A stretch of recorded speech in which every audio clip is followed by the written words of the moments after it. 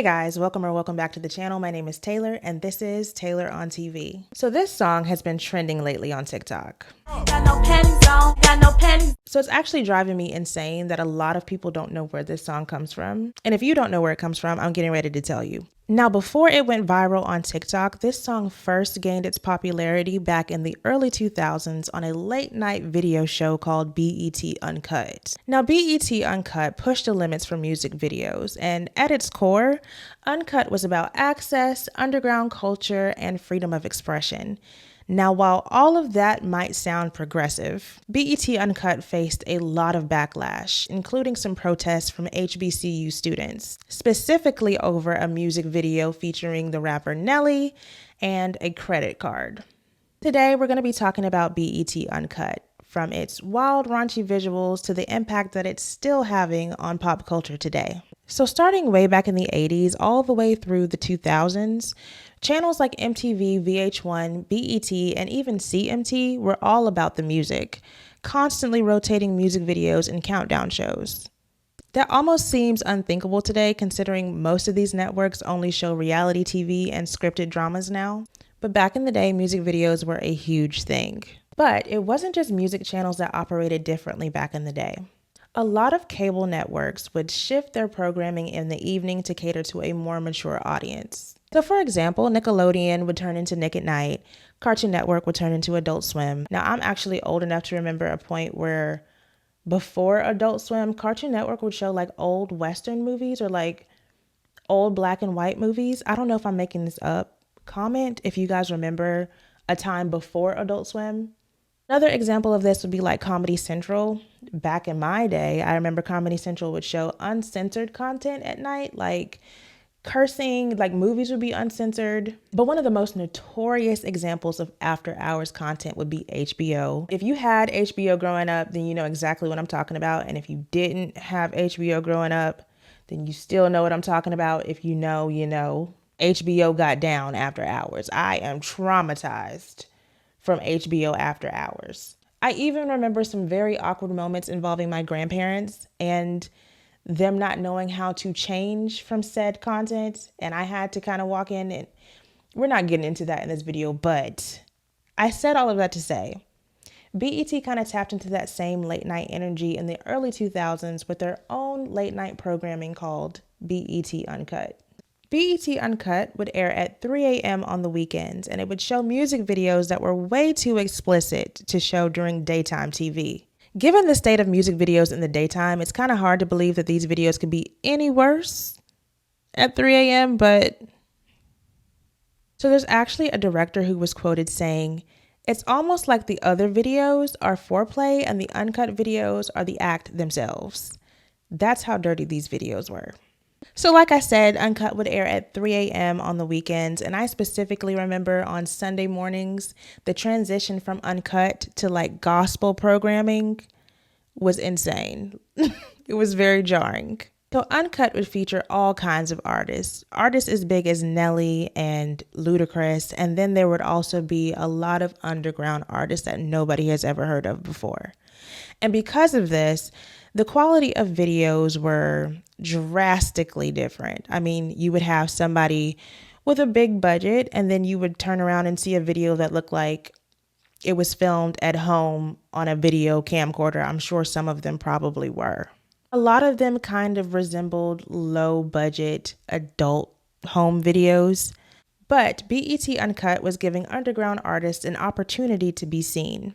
Uncut would draw in an audience of over 200,000 viewers a night, despite the 3 a.m. time slot. But if you think about it, 3 a.m. is the perfect time for this audience. So around 3 a.m., you would probably capture the attention of people coming home from nightclubs, college students, or people who just couldn't sleep. And I definitely fell into the category of people who couldn't sleep. So I definitely added to those ratings. So my first time seeing BET Uncut, I was in middle school. I'm not going to say my age, but I definitely shouldn't have been watching it. And I think my first video was My Neck, My Back by Kaya. And I remember thinking it was more funny than anything because lick your what? At the time, I mean, not even at the time. To this day, that concept is still a little taboo. But yeah, I just thought the word crack was funny. And then another video that I think is really funny is what that thing smell like. Because come on, that's funny. Like, what kind of question is that? So yeah, I pretty much enjoyed Uncut because I thought all of the stuff was funny. But a lot of people weren't laughing. Some viewers said a lot of the videos were degrading to women, not just because of the lyrics, but because a lot of the videos featured women dancing in bikinis or wearing nearly next to nothing. Now, the music video that caught the most heat was Nelly's Tip Drill. Tip Drill was actually a remix to EI, and I just found that out when I was researching for this video. I had no idea. Now, this video pushed the boundaries for music videos. Now, what we're used to is seeing rappers rapping and then the girls just dancing and doing their own thing, either up closer in the camera or to the side. The most we would actually see a rapper interact with the girl is probably like a little tap, or she'd be sitting in his lap. But in this video, in the Tip Drill video, there was a lot going on. The video for Tip Drill featured a house full of women in broad daylight, twerking, dancing, touching, simulating acts on each other. I think there was one scene where Nelly actually flossed his teeth with a woman's bikini bottoms while she was still wearing them. There were so many topless women in this video, and I'm gonna be real, I had to watch the video in order to do some research. First of all, I couldn't find this video anywhere. I had to search the web. Like, it wasn't just readily available on YouTube. So when I found it, it was completely uncensored. I think when it was on air on Uncut, they at least blurred out some things. But what I watched, I'm not even gonna lie, it was a lot for me. I was expecting it not to be that bad because, you know, what was bad for back then definitely couldn't top what we have now. I mean, we have Sexy Red on the radio now talking about pink and brown holes. So I thought surely this video wasn't going to be anything. It was a lot, even for me. So like I said, most people were used to the dancers just being off to the side and the rapper doing their thing. There was a lot of touching, a lot of grabbing. The women were grabbing each other. The men in the video were grabbing the women. And by far the most controversial part of the video, there is a scene where Nelly takes a credit card and swipes it down a woman's backside, and people lost their minds when he did that. So outside of these jarring visuals, let's talk about what even is a tip drill.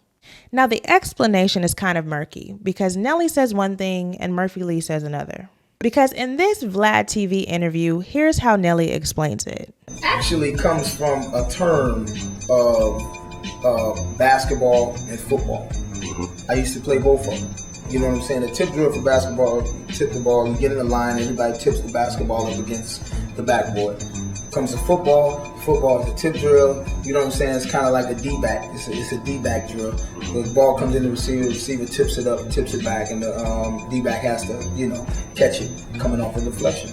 And all that was is we took that and you know what I'm saying, as you're throwing the money out, it's more like a, you know what I'm saying, you spraying it everywhere, you know what I'm saying, kind of like a tip. Now, in a different Vlad TV interview, Murphy Lee, a member of the St. Lunatics hip hop group, described tip drill as being this. He said, so it's like hooking your partner up with somebody almost. Okay, there we go. It's like throwing an alley-oop. It's like a tip drill. It's like, yo. Or if I miss it, like if I don't get her, you can get her. Like, you know what I'm saying? Tip drill, catch off the glass. It was more like that when it first started. Like, oh man, she a tip drill. And that came from disrespecting her. Like, yo, she didn't want me, but she wanted you. Or she had me and then now she wants you. Like, it was more like that. It was more of that. Like, she's on her second person. Gotcha. Whether she was with the Makes first person or now. not, she's on her second person. Like, she's a tip drill. Makes Throw off the sense glass. Now. That's our first time saying that shit. I think I lie every time. That was my first time saying that, but yeah.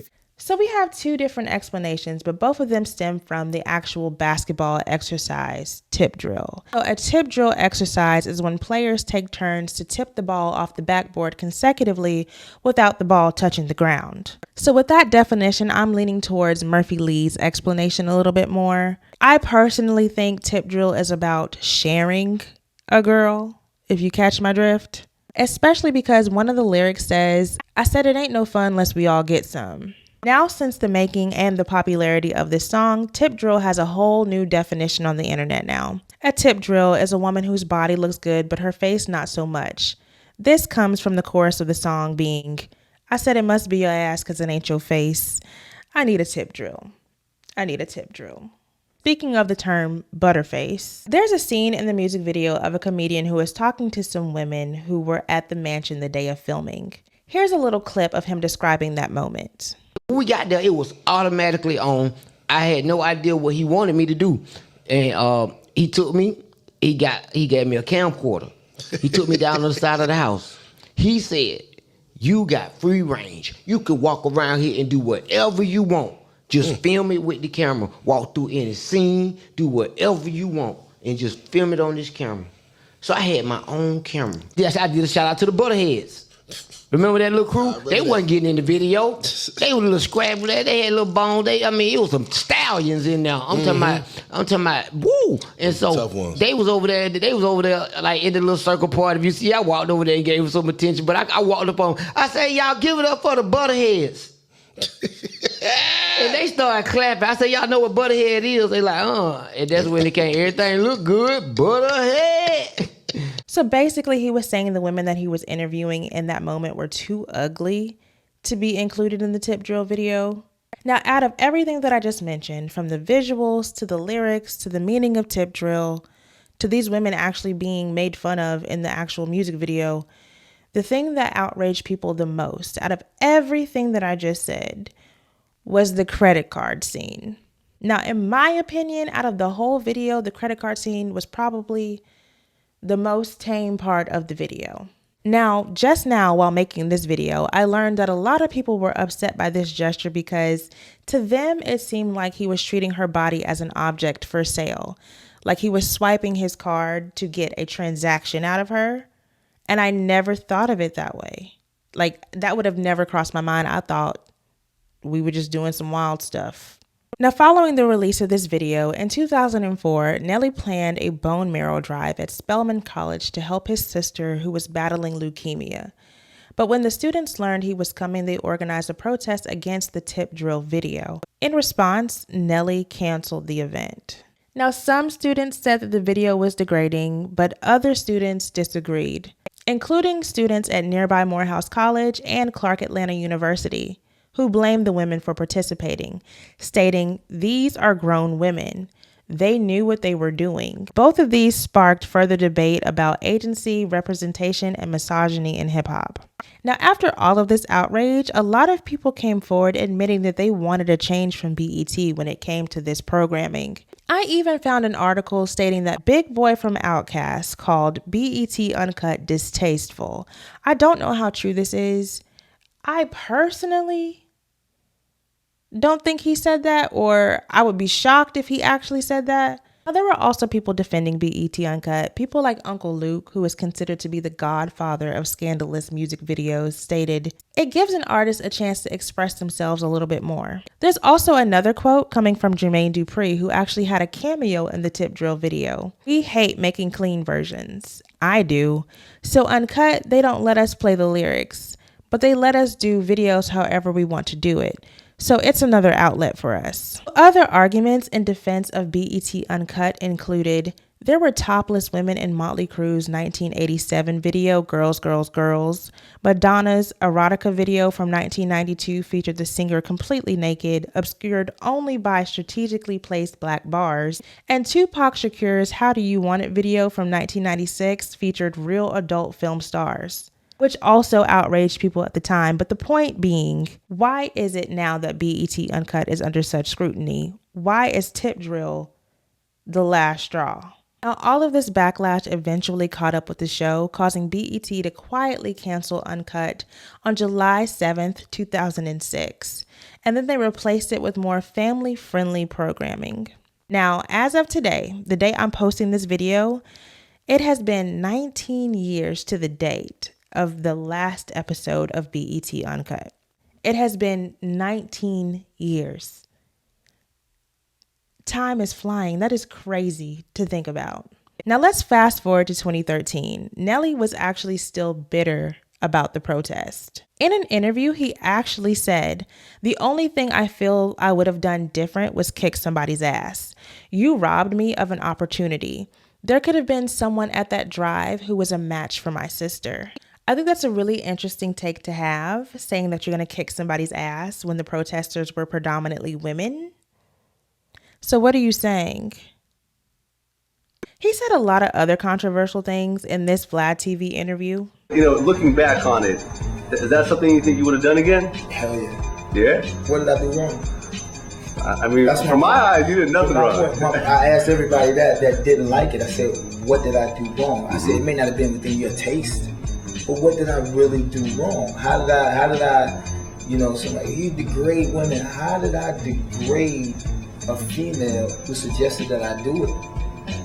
How did I do that? How did I do something to somebody that agreed to let it be done to them? They're grown. It's not like she was a child. It's not like I manipulated her into thinking. You see what I'm saying? And if you really had a problem with what I was doing, why wouldn't you go to them and ask her? You know what I'm saying? Why not interview the girl and say, how could you let somebody do that to you? And then if she feels bad, then you can come to me and say, yo, you made her feel bad. But see, everyone didn't ask. Nobody asked her. Everyone came directly to me with that shit. You know what I'm saying? But there's nothing that I would ever do wrong. No, because I feel like, yo, as an artist, I have that right. I didn't hurt anybody.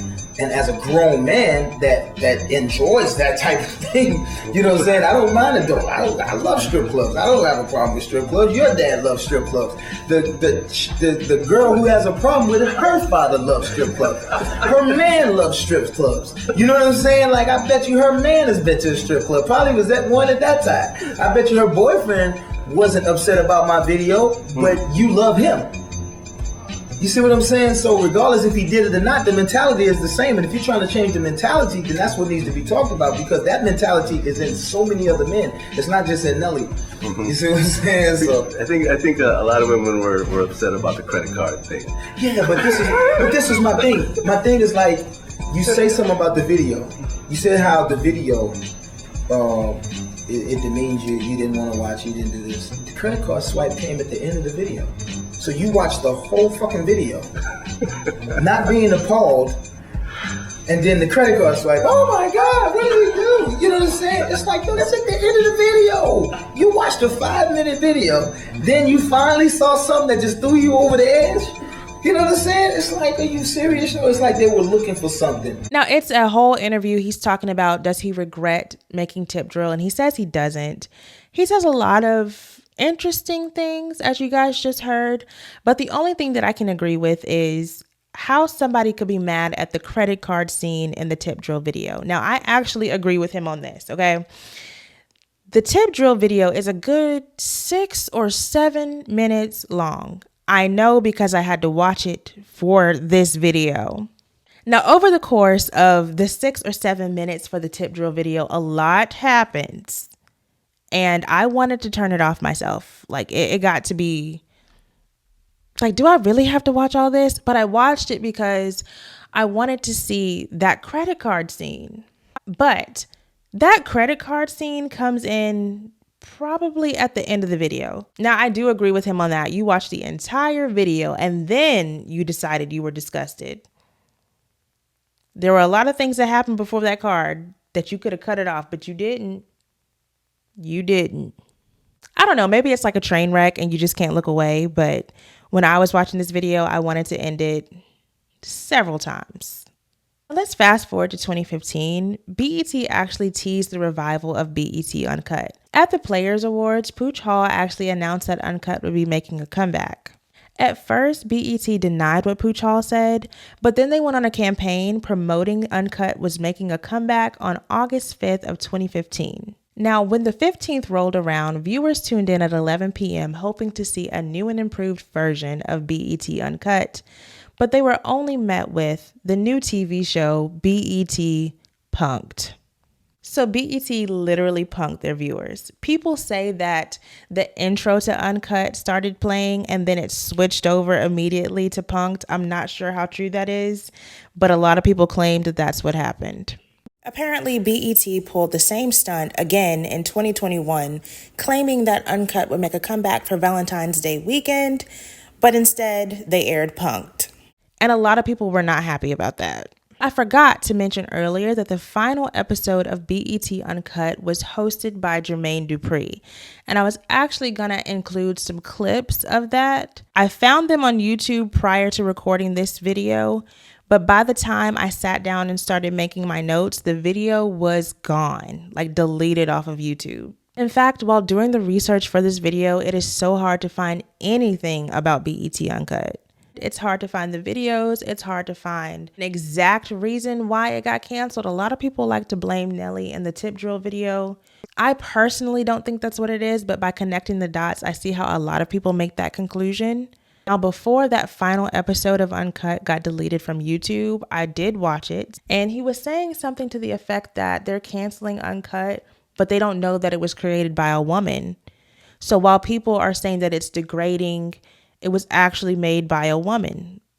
I think that's what he said. Again, don't quote me.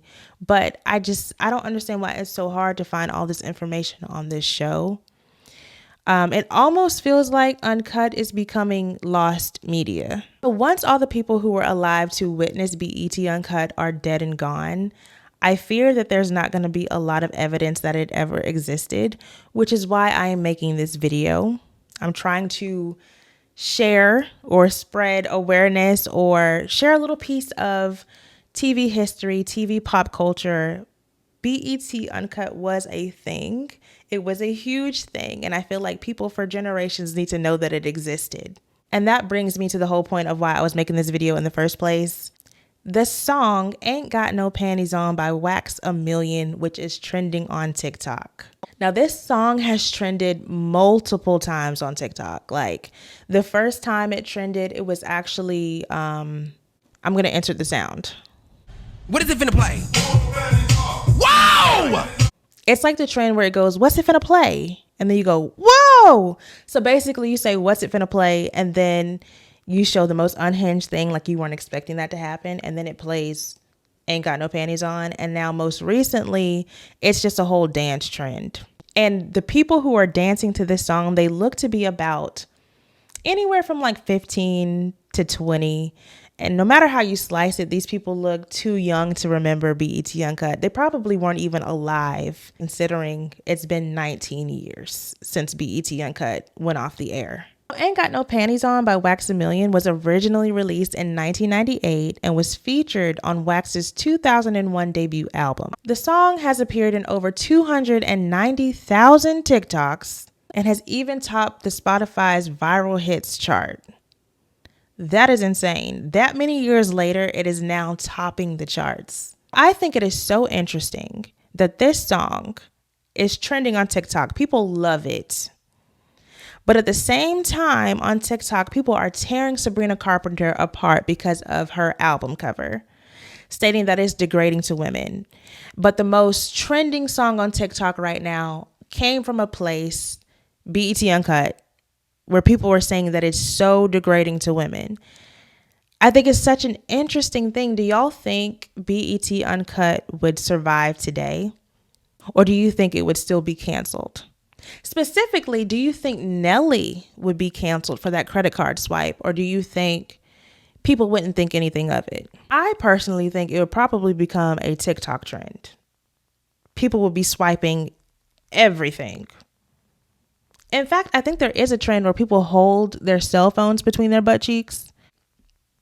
So let's discuss this in the comments. Tell me if you think BET Uncut could be revived and if it would survive today, because we're a lot more accepting of that kind of content now.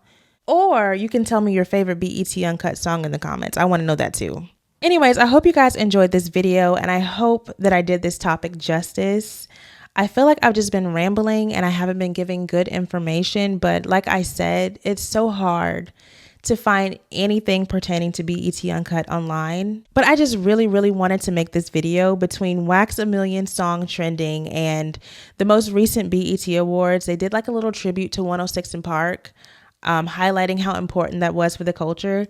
But they didn't say anything about Uncut. I know why they didn't. I'm not saying that they should have, but I'm just saying It kind of makes me sad that it's a piece of media that's being left behind. And I just want to talk about it and make sure that people know about this for years and years to come. So I'm just trying to do my part so it won't become lost media.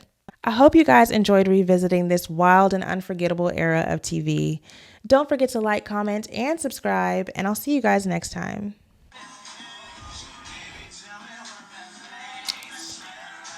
I'm trying to kick it tonight. So baby, tell me what that thing smell like.